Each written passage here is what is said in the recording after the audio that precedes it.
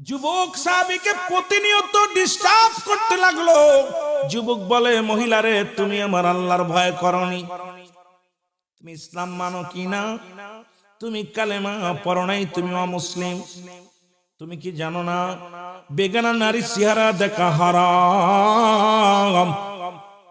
আমার নবী ঘোষণা করেছে রে তোমার সঙ্গে দেখা করা জায়েজ নাই। তুমি আমার পিছে লেগো না, কারণ আমার মরতে হবে, কবরে যেতে হবে। আমি যুবক বুড়া হয়ে মরব এমন কোনো গ্যারান্টি নাই, আজকে বাঁচবো এমন কোনো গ্যারান্টি নাই, সকাল পর্যন্ত বেঁচে থাকবো কোনো গ্যারান্টি নাই। সুতরাং বোনরে তুমি আমার ডিস্টার্ব করো না, তুমি রব্বি কারিমরে ভয় পাও, কারণ নামাজও যেমন ফরজ পর্দাও তেমনি ফরজ। জোরে বলো মারহাবা। কিন্তু যুবতী আশা ছাড়লেন না। প্রতিদিন এ যুবক রংছং করে। ও যুবক বন্ধুরা শোনো না, আকর্ষণ করার জন্য কিন্তু পুরুষটা ওই যুবক সাহাবী একদিনও তার মুখের দিকে তাকায় নাই। রাসূলুল্লাহ একদিন আলোচনা, মুসলমান ঈশার সালাত আদায় করে সাহাবীদেরকে নিয়ে আলোচনা করতেছিলেন। একটু দীর্ঘ আলোচনা হয়ে গেল, রাত হয়ে গেল। নবীর সাহাবীরা ফিরে আসলেন। যুবক ধীরে ধীরে চলে আসে, কালেমা পড়তে পড়তে লা ইলাহা ইল্লাল্লাহু মুহাম্মাদুর। পিছন থেকে যুবতী তার লোকজন দিয়ে নিয়ে তাকে ধরে নিয়ে আসলেন। ধরে নিয়ে কোথায়? ঘরের মধ্যে নিয়ে গেলেন। নিয়ে ও আমার যুবক বন্ধুরা আমার, নিয়ে তখন সর্বপ্রথম প্রেমের প্রস্তাব দিলেন। যুবক প্রত্যাখ্যান করলেন। এবার গায়ের কাপড় খুললেন, পণ্যের কাপড় খুললেন, পুরো উলঙ্গ হয়ে গেলেন। যুবকটা ডাকতে বলে, রব্বি কারীম, জাহান্নামকে আমি ভয় করি, দুনিয়ার কোন কাউকে ভয় পায় না। রব্বি কারীম, আমি যুবক যদি আজকে এই পাপ কাজে লিপ্ত হয়ে যায়, কিয়ামতের ময়দানে আমি জবাব দিতে পারবো না। রব্বি কারীম, তুমি তো যুবকদের জান্নাতে দিবা, আমি এই বয়সে আমি কন্ট্রোল যেন রাখতে পারি রে আল্লাহ। আমি যেন যুবতীর ওই রূপ যৌবনের মধ্যে যেন আমি ঝাঁপিয়ে না পড়ি রে আল্লাহ। চোখটা বন্ধ করে ডাকতে বলে, ইয়া রব্বুল আলামিন। একটা চিৎকার মেরে জমিনের মধ্যে বেহুশ হয়ে পড়ে গেল। যুবতী চিন্তা করছে মারা গেছে, হাতে পায়ে ধরে টান দিয়া রাস্তার মধ্যে ফেলে দিল। সকালবেলা ফজরের নামাজ বাদে নবীর সাহাবীরা জামাতে নামাজ শেষ করে যায়, দেখে যুবকের দেহখানা পড়ে আছে রাস্তার মধ্যে। তুলে নিয়ে বাড়ি গেলেন। বাড়ি যে তার বাবাকে ডাকতে বলেন, যুবকের বাবা গো, এই নাও তোমার যুবক অসুস্থ হয়ে বেহুশ হয়ে পড়ে আছে। সেবা যত্ন করলো, সুস্থ হয় না। হঠাৎ করে রাতের গভীরে সুস্থ হলো। ডাকতে বাবারে বলে, বাবা গো, আমাকে একটা কাগজ দাও, একটা কলম দাও গো বাবা। কলমটা হাতের মধ্যে নিয়ে কাগজটা হাতের মধ্যে লেখলেন, বাবা গো, পৃথিবীর মধ্যে 14টা হক আব্বা মার। এই পৃথিবীর মধ্যে জীবিত থাকতে 7টা হক, মৃত্যুর পরে 7টা হক রে আব্বা। আমি একটা হক আদায় করতে পারলাম না, আমার প্রাণের বাবা।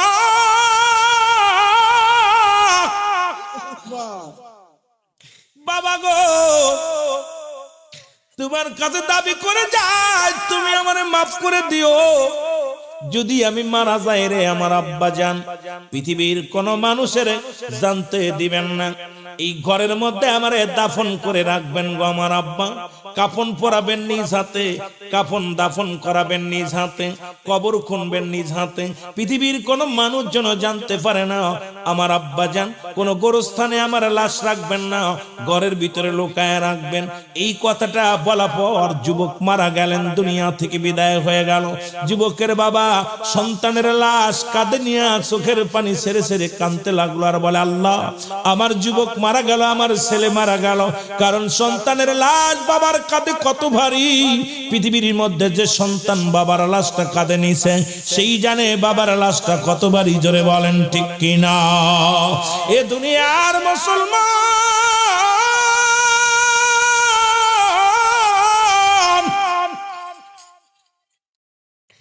তাকে দানাদা পরাইলেন, দাপন করালেন, কাফন করে আরে চির বিদায় করে দিল।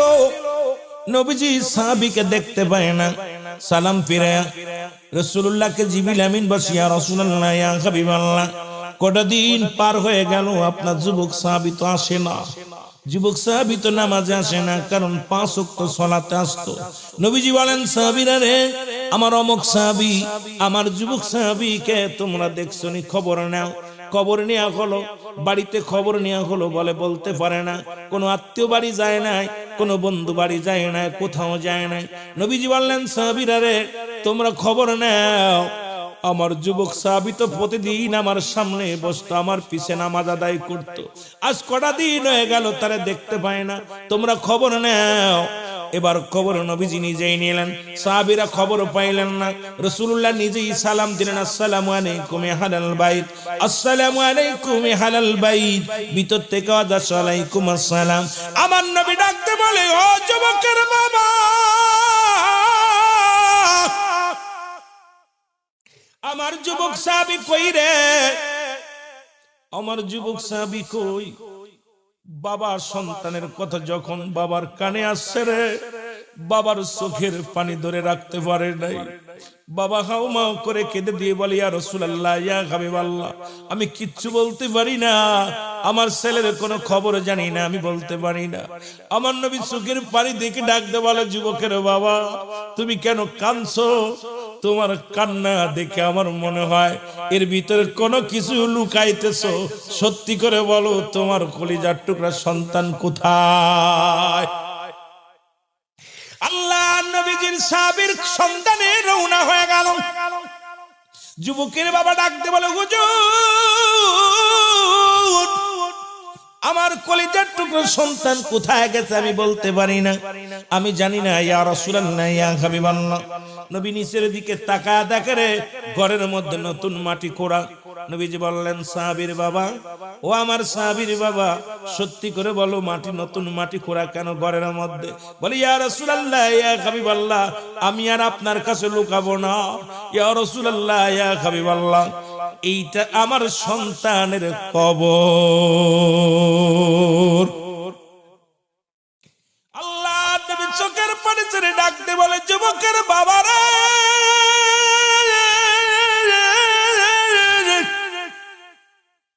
তুমি কি শুনাইলা এটা আমার সাহাবীর কবর? বলে, ইয়া রাসূলুল্লাহ ইয়া হাবিবাল্লাহ, আমি কিচ্ছু জানি না, একখানা পত্র আছে, পত্রখানা আপনি নেন গো নবী। নবীজির কাছে পত্রখানা আনলেন, নবীজি পত্রখানা পড়ে দেখে, আমার আব্বা জান আপনার 14টা হক, এই 14টা হক আমি আদায় করতে পারলাম না, আমি যদি বেঁচে থাকতাম ইন্তেকালের পরে আপনার 7টা হক, এর মধ্যে 1 নাম্বার হলো আপনার জন্য সব রেশনি করা, 2 নাম্বার মাগফিরাত কামনা করা, 3 নাম্বার আপনার ওসিয়াত পূরণ করা, 4 নাম্বার আপনার দেনা পাওনা পরিশোধ করা, 5 নাম্বার মুসলমান শুনে নাও আপনার আত্মীয়স্বজনের সঙ্গে সদ্ব্যবহার করা, 6 নাম্বার আপনার আত্মীয়স্বজনের সাহায্য সহযোগিতা করা, 7 নাম্বার আপনার কবরটা জিয়ারত করা।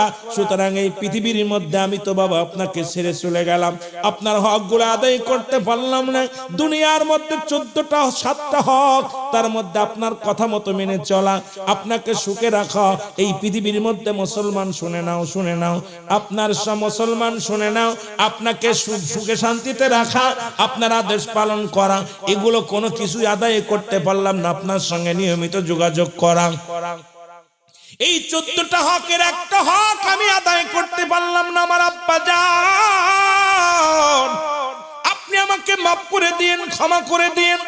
আব্বা জান আমি যদি মারা যাই আমার এই লাশটা পৃথিবীর কোনো মানুষের দেখাবেন না, আমার লাশটা কোনো কবর গোরস্থান কোথাও গোরস্থানে মাটি দিবেন না, আমার লাশটা ঘরের মধ্যে রাখবেন, আপনি নিজেই জানাজা পড়াবেন, নিজেই কাফন পরাবেন, নিজেই দাফন করাবেন, দুনিয়ার কোনো মানুষ যেন জানতে না পারে। জোরে বলেন আল্লাহু আকবার।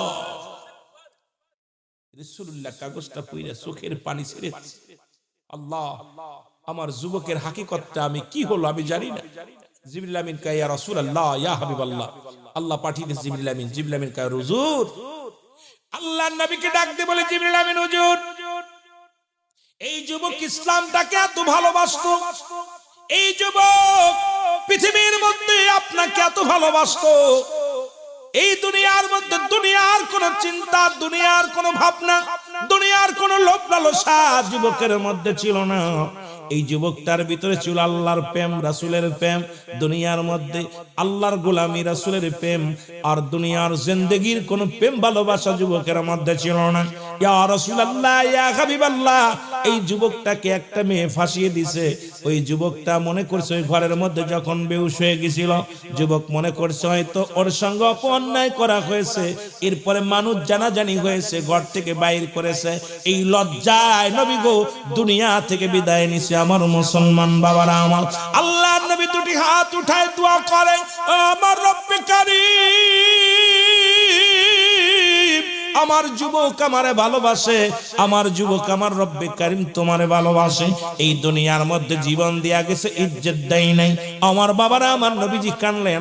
জিবরিল আমিন কয়, হুজুর আপনার যুবক জান্নাতের দরজা দিয়া জান্নাতের মধ্যে ঘোরাঘুরি করে, জান্নাতি ফেরেশতারা তার স্বাগতম জানাইছে।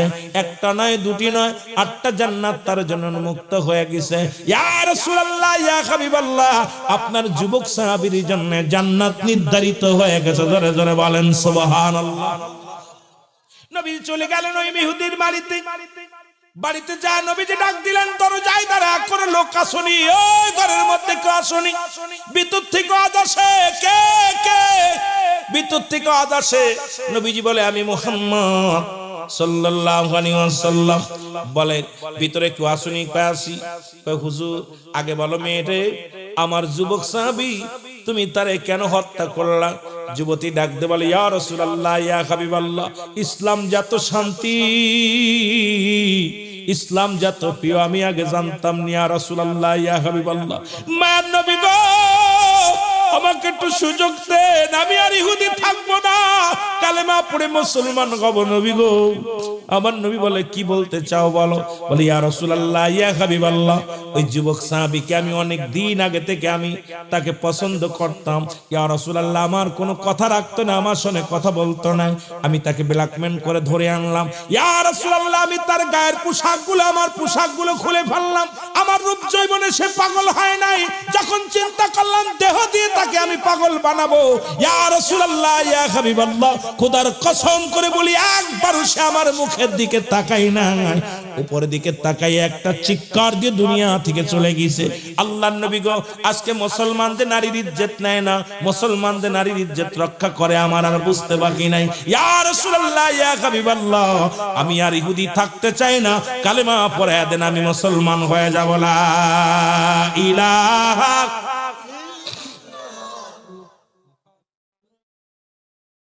আশহাদু আল্লা ইলাহা ইল্লাল্লাহু আহদাহু লা শারীকা লাহু আশহাদু আন্না মুহাম্মাদান আবদুহু ওয়া রাসূলুহু।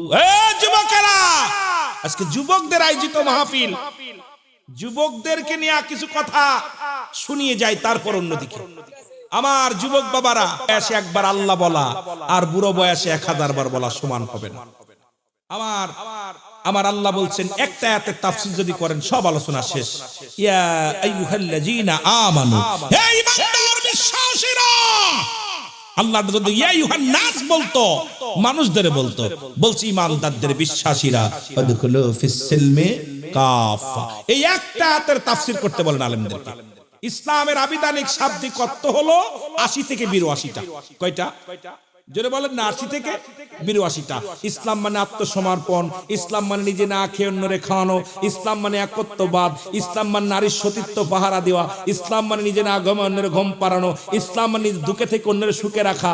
এখন তুমি ইসলামের মধ্যে ঢুইকা তোমার মতো যুবকের জন্য যুবতীরা থাকতে পারে না, কলেজে পড়তে পারে না, ইফতিজি করো, এই তোমার জন্য আজকে মেয়েরা রাস্তায় বাইর হতে পারে না, তাহলে তোমার মতো যুবক ইসলামের মধ্যে থাকার প্রয়োজন নাই। জোরে বলেন ঠিক কিনা?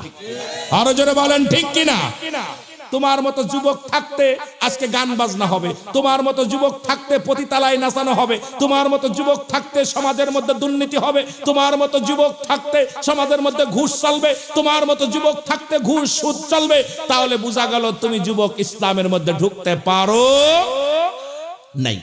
একটা আয়াতের তাফসীর করলে আলোচনা শেষ। এত ওয়াজ করা লাগে না, ওয়াজটা একটা আমার বাজানেরা সারা রাত ধরে নাবায়ন পর্ব, সকালবেলা করব শীতে কার বাপ। তাহলে বোঝা গেল যুবকেরা নবীর কেমন পাগল ছিল, রাহমাতাল লিল আলামিনকে কত ভালোবাসতো, ইসলামকে কত ভালোবাসতো। আর আমরা যদি কোনো বুড়ো মহিলাও যদি আমাদের এই সুযোগটা দেয়, আমার তো মনে হয় আপনি আমি ছাড়বো না। কথা কয় না কেন? কথা কয় না কেন? যদি একটা বুড়ো মহিলাও যদি কয় ভাই বাই কলি, আর আমরা নাই। যুব সমাজ এত নোংরা হয়ে গেছে। এই জন্য রাসূল বলছে দুইটা জিনিস, যে ব্যক্তি আমার কাছে জামিনদার হয়ে যাবে, আমার কাছে ওয়াদা করবে আমি নবী তার হাত ধরে জান্নাতে নিব। নাম্বার ওয়ান, দু পায়ের মধ্যবস্তু লজ্জাস্থান, পুরুষ লিঙ্গ স্ত্রী লিঙ্গ, এটা হেফাজত করবে। স্বামী স্ত্রী ছাড়া কোথাও আর অন্য কোথাও যাবে না। স্ত্রী স্বামীর কাছে, স্বামী স্ত্রীর কাছে। স্বামীর আমানত অন্য কোন পুরুষকে দেখাবে না, স্ত্রীর আমানত অন্য কোন মহিলা পুরুষ দেখবে না। রব্বুল আলামিনের হাবিব, আমার আপনার হাবিব রাহমাতাল লিল আলামিন ঘোষণা করেছে। আর দুইটা হলো দুই গায়ের মধ্যবস্তু জিহ্বা। এই দুইটা জিনিস যে ব্যক্তি কন্ট্রোল করতে পারবে, রাহমাতের নবী তার হাত ধরে জান্নাতে নিয়ে যাবে। ও যুবক, এইটা যদি কন্ট্রোল করতে পারো, একমাত্র স্ত্রী ব্যতীত পৃথিবীর মধ্যে লক্ষ টাকা দিয়া, লক্ষ সম্পদ দিয়াও অন্য কোন মহিলার, অন্য কোন মহিলার কাছে যাবে না। তোমরা নিজেকে কন্ট্রোল রাখবে। আমার নবী ওয়াদা করেছে তাকে আমি হাত ধরে জান্নাতে নিব। এখন রাসূলুল্লাহর সঙ্গে জান্নাতে যেতে চান কে কে? একটু হাত তোলেন।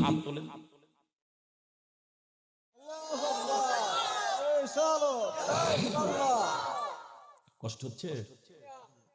আপনাদের আওয়াজে জোর নাই, আপনারা বাসার জন্য বলে যাচ্ছি। রুহুল আমিন সিদ্দিকী, আমি আগেই বলছি, আমাকে 650 কিলো দূর থেকে আনছেন। তা আমি আপনাদের হক কথা বলে যদি ওয়াজ না করে যায়, আমি আল্লাহর কাছে কি জবাব দিব? আমার রব্বে কারিমের কাছে জবাব দেওয়া লাগবে। আজকে সমাজ, এই যুব সমাজই পারে সমাজকে পরিবর্তন করে দিতে। এই যুব সমাজ পারে, যেমন আজকে মাহফিলের আয়োজন করেছেন, এই সমাজ থেকে দুর্নীতি দূর করতে পারেন আপনারা। আজকে আমার যুবক ভাইরা যারা এই যুব সমাজের উদ্যোগে মাহফিল, তাদেরকে হাজারবার স্যালুট জানাই। যুব সমাজ পারে দুর্নীতি দূর করতে, ঘুষ দূর করতে, মদ দূর করতে, মাদক দূর করতে। এই সমাজকে পরিবর্তন করে দিতে পারে আমার যুবক ভাইরা। এই জন্য যুবকদের ভূমিকা, অগ্রগামী ভূমিকা দেওয়ার দরকার আছে কিনা? আরো জোরে বলেন, আছে কিনা? এই জন্য আমার মুরব্বী বাবারা তাদেরকে মূল্যায়ন করবেন, তাদের ভালোবাসবেন, আপনারা উপদেষ্টা হয়ে কাজ করবেন। আমরা যুবকরা আপনাদের সাথে আছি, দেখবেন আপনারা সৎ পরামর্শ দিবেন, আমরা পারবো সমাজ বদলায় দিতে। আজকে আমার যুবক ভাইরা পারতো, যদি এরা যদি ইচ্ছা করতো একটা গান দিতে, কেউ ঠেকাতে পারতো? মুরব্বীরা ঠেকাতে পারতো। এরা যদি একবার চিন্তা করতো মহিলা নিয়ে নাচাবো, পারতো ওরা। যদি জুয়ার প্যান্ডেল পারতো, মদের প্যান্ডেল পারতো, নারীর প্যান্ডেল পারতো, সব পারতো। ওরা সব ফেলে থুয়া জান্নাতের দিকে ঝাঁপিয়ে পড়েছে। তাদের দিকে আমাদের আরো হাত আগানোর দরকার আছে কিনা? অনেক মুরব্বীরা এটা দেখে হিংসা করে, এটা আর একটা বদমাইশ, বুড়ো হয়ে গেছে, চরিত্র পরিবর্তন হয় নাই। দরকার ছিল এদের একটা হাত উঠে এদের হাত ধরে আর আগা দিতে হবে, কারণ এরা জাতির মেরুদণ্ড হিসেবে, এরা জাতির ভবিষ্যৎ হিসেবে আমার যুব সমাজকে আগানোর দরকার আছে কিনা? আরো জোরে বলেন। এর দুর্নীতির ইরাকারায় বসে জাহির করে জ্ঞান, কলম দিয়া কামাই টাকা, আবার ধরে সাধুর ভানোরা। শিক্ষিত শয়তানোরা, শিক্ষিত শয়তানোরা, শিক্ষিত। জোরে বলতে পারবেন না? আমার সাথে সাথে বলেন না, একটু আওয়াজ দেন। মুখে তো আর শীত লাগতেছে না, না মুখেও শীত লাগতেছে? আমার মনে হয় আমার যেমন গরম ছুটি আসছে, এরকম আপনাদের তো আসবে। আপনারাও এরকম আমার সাথে গাইলে আপনার স্পিরিট বাড়বে। বাদান সবাই বসবেন, কেউ দাঁড়ায় থাকবে না দয়া করে। দুর্নীতির ইরাকারায় বসে জাহির করে জ্ঞান, বলো দুর্নীতির ইরাকারায় বসে। এর কলম দিয়া কামাই টাকা, কলম দিয়া আবার ধরে সাধুর ভানোরা। শিক্ষিত শয়তানোরা, শিক্ষিত শয়তানোরা। ওরা হলো জাতির নাকি মহামারী মহাতন, ফাইলে কলম ঠেকাইয়া চালায় ওরা নির্যাতন। ঠিক কিনা? ওরা হলো জাতির নাকি মহামারী মহাতন, ফাইলে কলম ঠেকাইয়া কাইয়া চালায়ুরা নির্যাতন, ঘুষের টাকায় ওদের ভুড়ি, ঘুষের টাকায় ওদের ভুড়ি করে যে টান টান ওরা শিক্ষিত। আরো জোরে বলেন ওরা শিক্ষিত শয়তান ওরা। আবার স্কুল কলেজের দিকটা ভাই দেখো না চোখ মেলিয়া, মেয়েরা সব বই ছাড়িয়া আছে শুধু প্রেম লইয়া, ঠিক না ঠিক না? আবার স্কুল কলেজের দিকটা ভাই দেখো না চোখ মেলিয়া, ছেলেরা সব বই ছাড়িয়া আছে শুধু প্রেম লইয়া। অস্ত্র যে তার সঙ্গের সাথী, অস্ত্র যে তার সঙ্গের সাথী হইতেছে মস্তান ওরা শিক্ষিত। আরো জোরে বলেন ওরা শিক্ষিত শয়তান ওরা শিক্ষিত, ওরা শিক্ষিত। আবার দুর্নীতির ওই আকড়ায় বসে জাহির করে জ্ঞান, দুর্নীতির ওই আকড়ায় বসে জাহির করে জ্ঞান। কলম দিয়া কামাই টাকা, কলম দিয়া আবার ধরে সাধুর ভান ওরা শিক্ষিত। আবার আমার বুড়ি দেখে আমার দিক তাকায় না, চিন্তা করুন হুজুরের বুড়ি হয়েছে, হুজুরে কি ঘুষ খায়নি? বিপদ, পরের বাড়ি মুরগি খায়া খায়া, মুরগি আর গরু খায়া খায়া বুড়ি বানায় লাইছি, কত বুঝেননি? আহা, আজকাল দেখেন ভালোবাসা সব শেষ। আগে মানুষ ঈদগার ময়দানে কুলাকুলি করতে, এখন পেটে পেটে ঘষণ লাগে না, বুকি লাগে না। ভালোবাসা তো এই জায়গা, যেরকম ঠিক কিনা? পেটের ভিতরে ময়লা, এটা দিয়ে গ্যাস বানায়, ঠিক কিনা? দুই পেট এক জায়গায় ঘষণ লাগে, এই জন্য দুর্নীতি দূর হচ্ছে না, যেরকম ঠিক কিনা? রাগ করেননি? রাগ করেন? আমাদের দিকে গোবর দিয়া ছাই বানায়, গ্যাস বানায়, গ্যাস হয়, গ্যাস। দুইটা জায়গা পেটে পেটে ঘষণ লাগলে ওদের খালি মনে মনে, আগে এখন কুলাকুলি উঠে গেছে, এই জন্য কুলাকুলি না। আগে ঈদগার ময়দানে কুলাকুলি হতো, কদমসি হতো, কত কান্দা কান্দি, কত চোখের পানি। আহারে, ঈদগার ময়দান থেকে এমন কোন লোক নাই কেঁদে আসতো না, যারা আব্বা মা হারাই গেছে। ঈদের নামাজ শেষ করার পর আমরা মুরব্বীরা কান্নাকাটি করতে হাউমাউ করে কাঁদতো, আব্বারে হারাইছে, মারে হারাইছে। এখন যাও দুই একটা কুলাকুলি, পেটে পেটে পেট লাগে আর দৌড় মারে, কথা বুঝেননি? সব শেষ, ভালোবাসা শেষ, জোরে বলেন ঠিক কিনা? ভালোবাসা সব শেষ, কোথায় যে যাবো দেশটার অবস্থা। আমার ভাইরা, আমার বন্ধুরা, আমার গভীর মনোযোগ।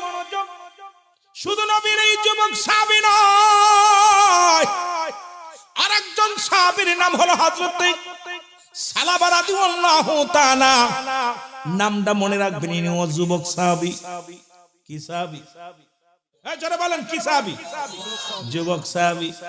ওনার বয়স 18 বছর। কয় বছর? 18-20 বছর বয়স। ও আমার যুবক বাবারা, দিলের কান্ডা লাগায় শুনবি। নবীর প্রিয় সাহাবী, নাম হলো সালাবা। নবী বললেন, বেগানা নারী চেহারা দেখা হারাম, বেগানা নারী চেহারা দেখা হারাম। এ রাসূলের পিছে সালাত আদায় করে রওনা দিলেন। পাশ দিয়ে যাইতেছিলেন, হঠাৎ করে মুসলমান, হঠাৎ করে একটা মহিলা গোসল করতেছিলেন। এই গোসল করা বিশাল জোরে একটা বাতাস আসলেন, বাতাসে আসিয়া পর্দা সরে গেল, ঘরের দরজা সরে গেল। মহিলাটা গোসলখানায় ছিলেন, উলঙ্গ অবস্থায় গোসল করতেছিলেন। এই অবস্থায় সালাবা রাদিয়াল্লাহু তাআলা দেখে ফেলেছে। দেখার সঙ্গে সঙ্গে চোখ দুটা বন্ধ করে বলে, রব্বে কারিম রে, আমি বুঝি এই বুঝি চোখের জিনা করে ফেললাম। কিয়ামতের ময়দানে অধিকাংশ নারীদের লজ্জাস্থান দিয়ে আগুনের ফুলকে ঢুকানো হবে, অধিকাংশ পুরুষের লজ্জাস্থান দিয়ে আগুনের ফুলকে বাইর হবে।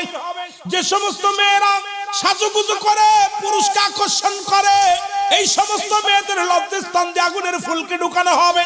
যে সমস্ত ছেলেরা মেয়েদের পাশ পাশ গুরু গুরু করে, মেয়েদের প্রতি আসক্ত বেশি, মেয়েদের প্রতি টান বেশি, বেগানা নারীর দিকে যাদের চোখ চলে যায়, খোদার কসম করে বলি, খোদার কসম করে বলি, এই সমস্ত পুরুষের লজ্জাস্থান দিয়ে আগুনের ফুলকে ঢুকান বাইর করা হবে। ওদিন কিয়ামতের ময়দানে কঠিন আযাবের সম্মুখীন হতে হবে। ওরে মুসলমান, 1000 বছর পরে দাঁড়িয়ে থাকতে হবে, লক্ষ বছর পরে দাঁড়িয়ে থাকতে হবে। আজকে আমি তোদের বলে যাই, যুবক বাবারা, আজ থেকে সব পরিহার কর, মরণের চিন্তা কর, কবরের চিন্তা কর, ওই জাহান্নামের চিন্তা কর। রব্বে কারিম আজকের মাহফিল থেকে আমার যুবক ভাইদের তুমি ক্ষমা করে দিও, যুবতীদের ক্ষমা করে দিও। আজকের মাহফিলে যারা বসেছে সবাইরে তুমি মাসুমের মাসুম বানায়া দিও। হযরত সালাবা রাদিয়াল্লাহু তাআলা কি করলেন? উনি দেখি এক কান ধরে বসে পড়লেন, চোখের পানি ছেড়ে কান্দে আর বলে, আল্লাহ, এই সংবাদ যদি আমার নবীর কানে যায় আমি নবীরে কেমনে মুখ দেখাবো? আরে ইসলাম কারে বলে শোনেক বাবা, সুন্নি কারে বলে শোনেক বাবা। আজকে মুসলমান শুনে নাও, একটু দিলের কান্ডা লাগায় যুবকেরা শুনে নাও। সালাবা রাদিয়াল্লাহু তাআলা চোখের পানি ছেড়ে কান্দার বলে, আল্লাহ, হাসরের ময়দানে যেদিন তোমার সামনে দাঁড়াবো রে আল্লাহ, আমি কেমনে জবাব দিব, আমি কেমনে হিসাব দিব? রব্বে কারীম, তুমি আমারে মাফ করে দিও, তুমি আমারে মাফ করে দিও, ও আমার আল্লাহ, তুমি আমারে ক্ষমা করে দিও। কানতে কানতে নারে না, আমি নবীর সামনে যাব না, নবীর আমি মুখ দেখাবো না, যাব আমি জঙ্গলায় চলে গেল। একদিন নয় দুদিন নয়, কানতে কানতে পাহাড়ি অঞ্চলে চলে গেলেন। সারাদিন ভরে কান্নাকাটি করে, রাত ভরে কান্নাকাটি করে, কানতে কানতে চোখের পানিগুলো পড়ে গোস্তগুলো মুখ থেকে গোস্তগুলো খসে খসে পড়া শুরু করলো। আল্লাহ, আমি জাহান্নামের আগুন সহ্য করব কেমনে? রব্বুল আলামিন পাথর হবে, যা মুসলমান পাথরে জ্বালানো হবে, আমাদেরকে জ্বালানি হিসেবে ব্যবহার করবে। রব্বুল আলামিন, ওই জাহান্নামের মধ্যে আমি কেমনে থাকবো? ওই হাসরের ময়দানে আমি কি জবাব দিব? যুবকটা কান্না শুরু করে দিল। ওরে হযরত সালাবা রাদিয়াল্লাহু তাআলা তাজা যুবক, আপনাদের মতো যুবক বাবারা আমার শুনে নাও, শুনে নাও। আল্লাহর নবীজির কদমে আসেন না, জিবরিল আমিন নবীরে ডাকতে বলে, ইয়া রাসূলুল্লাহ, ইয়া হাবিবাল্লাহ, নবী গো, আপনি আপনার সালাবার দিকে একটু নজর দেন। নবীজি সালাম ফিরায় ডাকতে বলে, আমার সাহাবীরা, তোমরা কি আমার সালাবার খবর রাখো? বলো, হুজুর, খোদার কসম করে বলি খবর জানি না। বলে, বাবারা, তোমরা আমার সাহাবার খবর নাও, তাড়াতাড়ি খবর নাও। খবর নিলেন, সমস্ত জায়গা খোঁজা হলো, সালাবার কোনো সংবাদ পাইলেন না। বাড়িতে খবর নেওয়া হলো, আত্মীয় স্বজন যারা ছিল খবর নেওয়া হলো, সালাবার কোনো খবর পাওয়া গেল না। রাহমাতুল আলামিন ডাক দিলেন, সাহাবীরা, আয় রে আয়, কোথায় রে আমার আবু বকর, কোথায় রে আমার উমর, কোথায় রে আমার আলী, কোথায় রে আমার উসমান? আয় আয় আয়, তোদেরকে আমি বলি, দুইটা টিম বানায়া দিলাম, উত্তর থেকে দক্ষিণ, দক্ষিণ থেকে উত্তর, উত্তর থেকে দক্ষিণ, পূর্ব থেকে পশ্চিম, পশ্চিম থেকে মুসলমান, উত্তর, সব জায়গা তোমরা খুঁজবে। আজ থেকে আমি দুজনকে তোমাদের বলে দিলাম, কোথায় আমার আবু বকর? আবু বকর, তুমি যাও, হযরত আলীকে সঙ্গে নিয়ে চলে যাও। ওমরকে বললেন, ওমর রে, তুমি উসমান গনিকে নিয়ে চলে যাও, তোমরা ওমর প্রান্তরে খোঁজো, না জানি আমার সালাবাকে মানুষ হত্যা করে মেরে ফেলেছে, না জানি আমার সালাবারে চিরবিদায় করে দিছে, না জানি আমার সালাবারে এই দুনিয়ার মানুষগুলো মেরে তারে গুম করে রাখছে রে মুসলমান, খবর নাও। আমার নবীজি পাঠায়া দিলেন, সব জায়গা খুঁজতে খুঁজতে কোথাও পায় না, খুঁজতে খুঁজতে চলে গেলেন পাহাড়ি অঞ্চলে। রাখালদের ডাকতে বলে, রাখালেরা রে, এ পাহাড়ি রাখালেরা, তোমরা কি সালাবার সন্ধান জানো? রাখালেরা বলে, ভাই রে, তোমরা কারা? বলে, আমরা নবীর সাহাবী, আমরা নবীর সাহাবী, আমি, আমার নাম হযরত আবু বকর সিদ্দিক রাদিয়াল্লাহু তাআলা, আমার নাম হলো হযরত আলী রাদিয়াল্লাহু তাআলা। ও পাহাড়ি রাখালেরা রে, তোমরা কি আমাদের সালাবারে দেখছো? রাখালিরা বলে, ভাই, সালাবারে তো চিনি না। একজন যুবক, 18-20 বছরের বয়সে একজন যুবক মানুষ এই পাহাড়ের মধ্যে কান্নাকাটি করে, কানতে কানতে তার ঘা হয়ে গেছে, চোখ দিয়ে পানি পড়তে পড়তে ঘা হয়ে গেছে। এই যুবকটা কাঁদতে কাঁদতে রে, এই যুবকের পানি পড়তে পড়তে এই যুবকটা তো ক্লান্ত হয়েছে, সারাদিন ভরে সারাদিন পরে পাহাড়ের চূড়ায় বসে কান্দে আর বলে মাফ চায়।